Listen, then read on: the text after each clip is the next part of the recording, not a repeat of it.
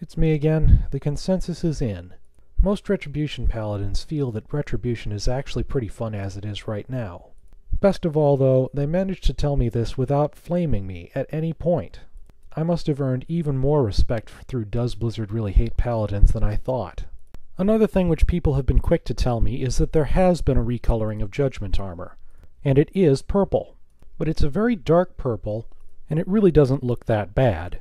It's completely different from the recoloring in Crystal Forge colors that I was worried about. But anyways, on with the show.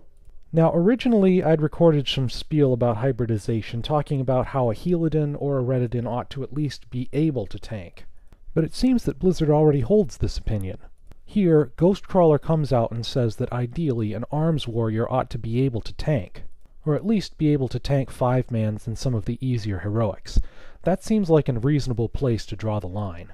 Considering that we're going to get 5 more talent points in Cataclysm, but we aren't going to get any more tiers to spend those points in, it's probably going to be more likely than ever before that Redidins and arms warriors will be able to tank, and even called upon to do so.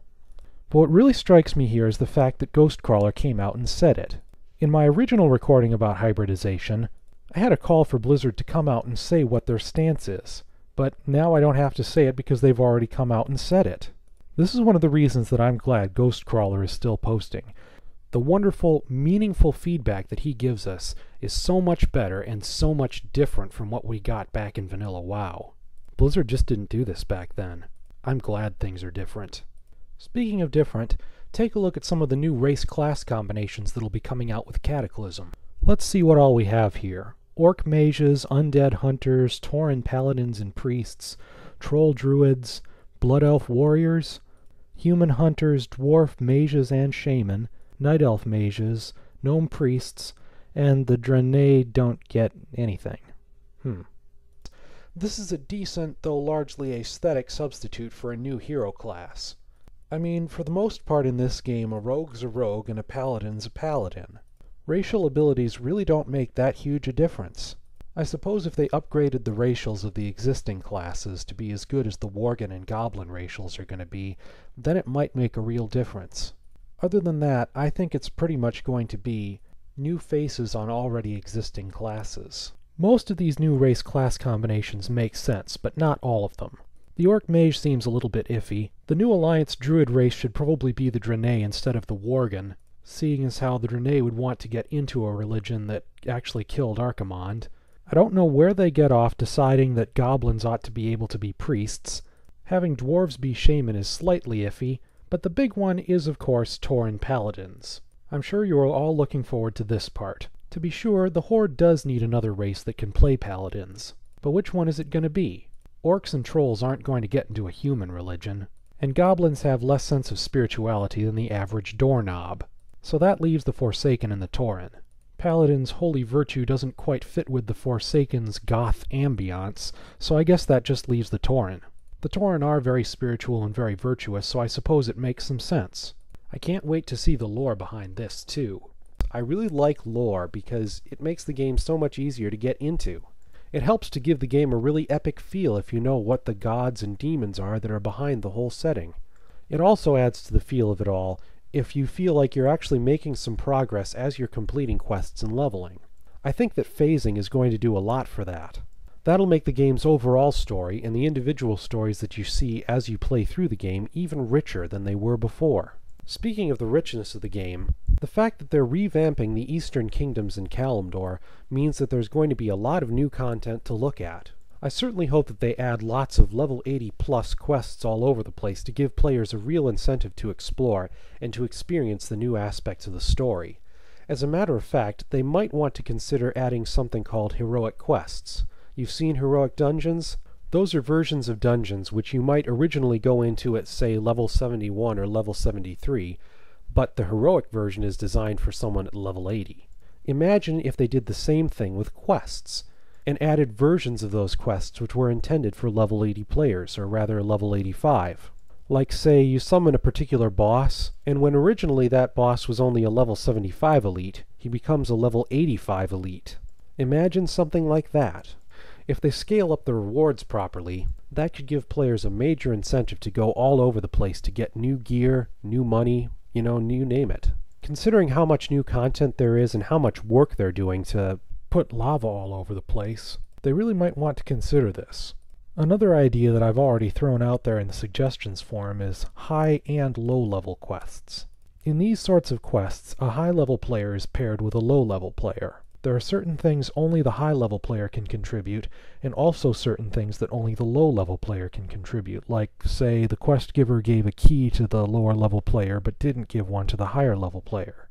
Quests like that would serve double duty. They would give higher level players an incentive to go out and explore the new content, and it would give low level players an incentive to get to higher levels. Plus, everyone loves it when someone else drools over your gear. Metaphorically speaking, that is.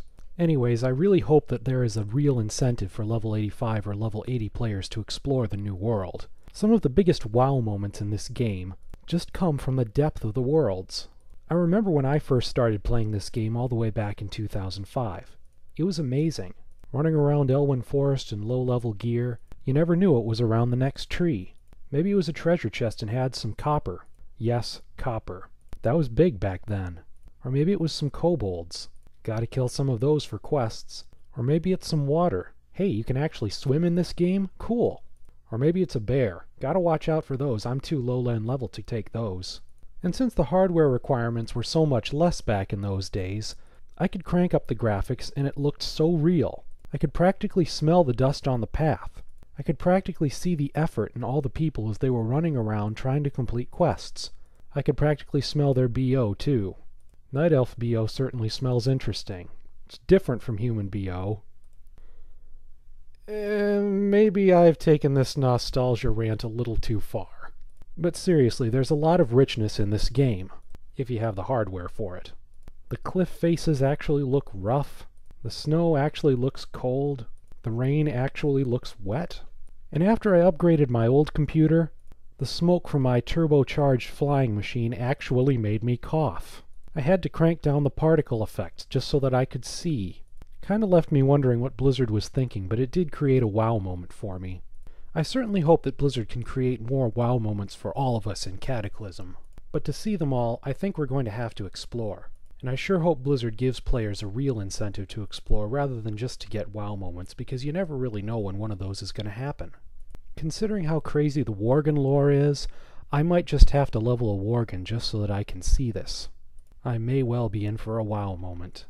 It's great that they're adding 2 new playable races, but given the fact that they're not adding a new hero class and they're only adding 5 more levels, and the fact that there's no new primary profession, I think that Cataclysm feels more like a mini-expansion than anything else.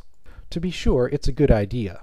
There were quite a few expansions that people had thought up. I mean, take a look at WoW Wiki sometime. There was a lot of speculation about what the next expansions would be. There were the elemental planes from the World of Warcraft RPGs.